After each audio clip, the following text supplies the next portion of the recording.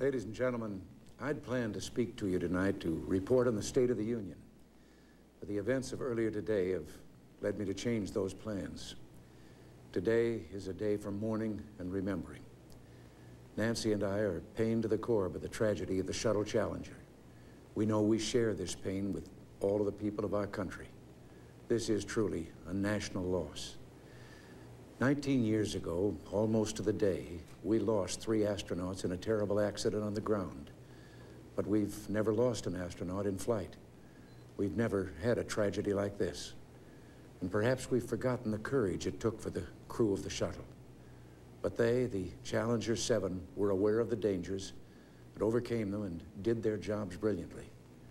We mourn 7 heroes: Michael Smith, Dick Scobie, Judith Resnick, Ronald McNair, Ellison Onizuka, Gregory Jarvis, and Krista McAuliffe. We mourn their loss as a nation together.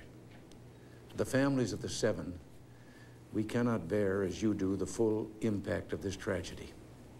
But we feel the loss, and we're thinking about you so very much.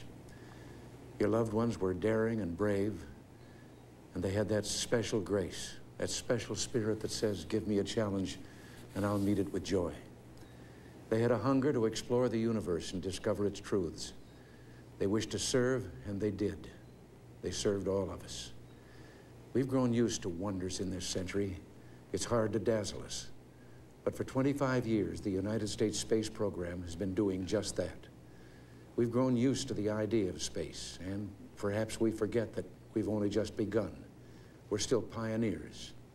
They, the members of the Challenger crew, were pioneers. And I want to say something to the school children of America who were watching the live coverage of the shuttle's takeoff. I know it's hard to understand, but sometimes painful things like this happen. It's all part of the process of exploration and discovery. It's all part of taking a chance and expanding man's horizons. The future doesn't belong to the faint-hearted. It belongs to the brave. The Challenger crew was pulling us into the future, and we'll continue to follow them. I've always had great faith in and respect for our space program, and what happened today does nothing to diminish it. We don't hide our space program. We don't keep secrets and cover things up.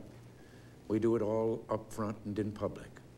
That's the way freedom is, and we wouldn't change it for a minute. We'll continue our quest in space. There will be more shuttle flights and more shuttle crews, and yes, more volunteers, more civilians, more teachers in space. Nothing ends here. Our hopes and our journeys continue. I want to add that I wish I could talk to every man and woman who works for NASA or who worked on this mission and tell them your dedication and professionalism have moved and impressed us for decades, and we know of your anguish. We share it. There's a coincidence today. On this day, 390 years ago, the great explorer Sir Francis Drake died aboard ship off the coast of Panama.